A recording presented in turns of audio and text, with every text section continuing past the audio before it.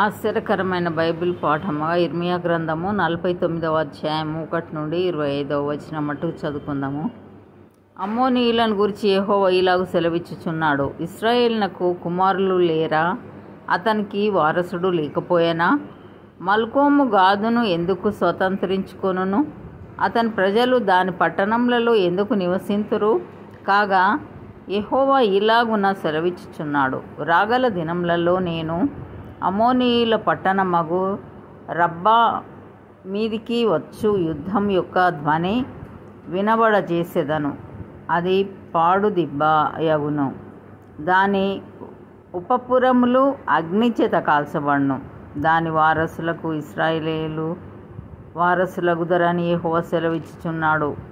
హెష్బోను అంగలార్చుము, హాయి పాడాయెను. మల్కోమును అతని యాజకులను అతని అధిపతులను చెరలోనికి పోచున్నారు. రబ్బా నివాసీనులారా, కేకలు వేయుడి, గోనెపట్ట కట్టుకొనుడి. మీరు అంగలార్చి కంచెలలో ఇటు అటు తిరుగులాడుడి.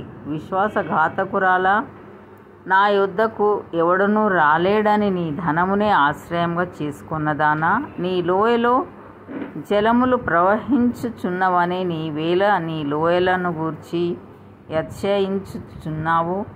ప్రభువును సైన్యములకు అధిపతియు నగు యెహోవా ఇలాగు సెలవిచ్చుచున్నాడు. నేను నీ చుట్టూనున్న వారందరి వలన నీకు భయం పుట్టించుచున్నాను. మీరందరూ శత్రువునికెదురుగా తరమబడుదురు. పారిపోవు వారిని సమకూర్చువాడు ఒకడును లేకపోవును. అటు తరువాత చెరలోనున్న అమ్మోనీయులను నేను రప్పించెదను. ఇదే యెహోవా వాక్కు. సైన్యములకు అధిపతి యగు యెహోవా ఎదోమును గూర్చి ఇలాగు సెలవిచ్చుచున్నాడు. తేమానులో జ్ఞానం ఇక నేమియూ లేదా? వివేకులకు ఇక ఆలోచన లేకపోయేనా? వారి జ్ఞానము వ్యర్థమాయనా? ఏశావును విమర్శించుచు నేనతనికి కష్టకాలము రప్పించుచున్నాను. దదానీయులారా, పారిపోవుడి, వెనుకకు మల్లుడి, బహులోతున దాగుకొనుడి. ద్రాక్ష పండ్లు ఏరువారు నీ యొద్దకు వచ్చిన ఎడల వారు పరిగెలను విడువరా? రాత్రి దొంగలు వచ్చిన ఎడల తమకు చాలునంత దొరుకు వరకు నష్టము చేయుదురు గదా.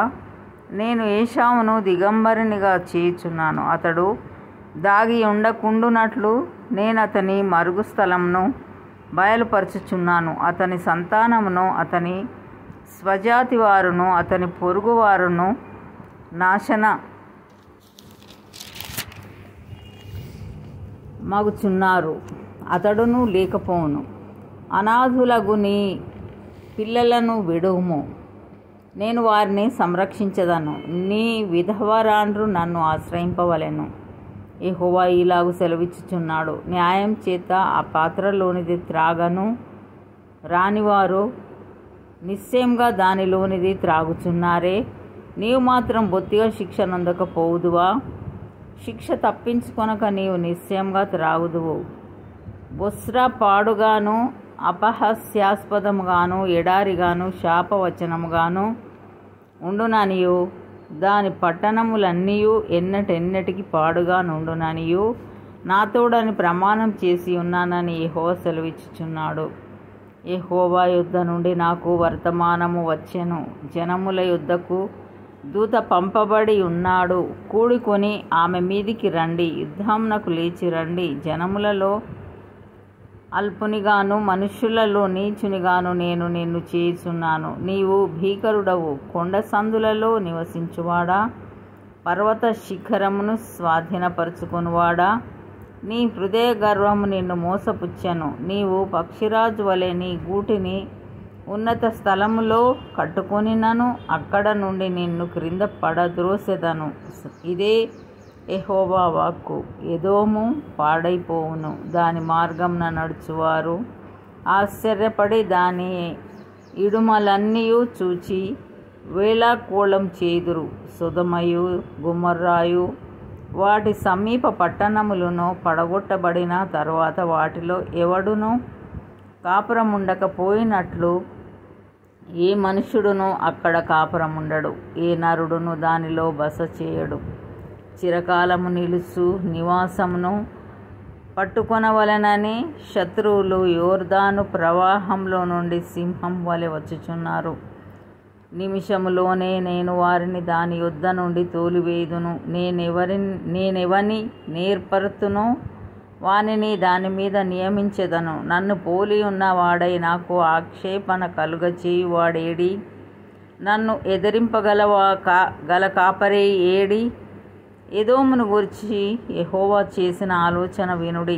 తేమాను నివాసులను గూర్చిన ఆయన ఉద్దేశించిన దాని వినుడి. నిశ్చయంగా మందలో అల్పులైన వారిని శత్రువులు లాగుదురు. నిశ్చయంగా వారి నివాస స్థలము వారిని బట్టి ఆశ్చర్యపడును. వారు పడిపోగా అఖండమైన ధ్వని పుట్టెను. భూమి దానికి దద్దరిల్లుచున్నది. అంగలార్పు ఘోషయు ఎర్ర సముద్రము దనుక వినబడెను. శత్రువు పక్షిరాజు వలె లేచి ఎగిరి బొస్రా మీద పడవలెనని తన రెక్కలు విప్పుకొనుచున్నాడు. ఆ దినమున ఎదోము బలాఢ్యుల హృదయములు ప్రసవించు స్త్రీ హృదయం వలె ఉండును. దమస్కును గూర్చిన వాక్కు హమాతును అర్బాదును దుర్వార్త విని సిగ్గుపడుచున్నవి. అవి పరవశములాయెను. సముద్రం మీద విచారము కలదు, దానికి నెమ్మది లేదు. దమస్కు బలహీనమాయను, పారిపోవలనని అది వెనుక తీయుచున్నది. వనకు దానిని పట్టెను. ప్రసవించు స్త్రీని పట్టునట్లు ప్రయాస వేదనలు దానిని పట్టెను. ప్రసిద్ధి గల పట్టణం బొత్తిగా విడువబడెను. నాకు ఆనందమునిచ్చు పట్టణము బొత్తిగా విడువబడెను. ఇంతటితో ఇది కొరకైన బైబిల్ పాఠము సరే.